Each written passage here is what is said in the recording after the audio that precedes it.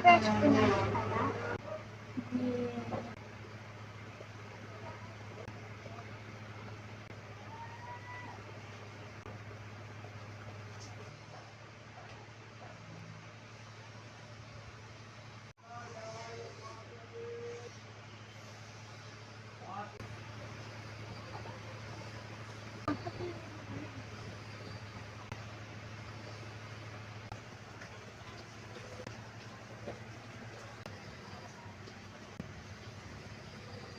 Tapos na ako mag-makeup, mag-ayos lang ako ng buhok at damit.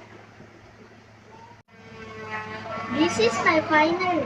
Ikinasing sa museong minaluluma, inipinig kong ginto hanggang kaluluwa.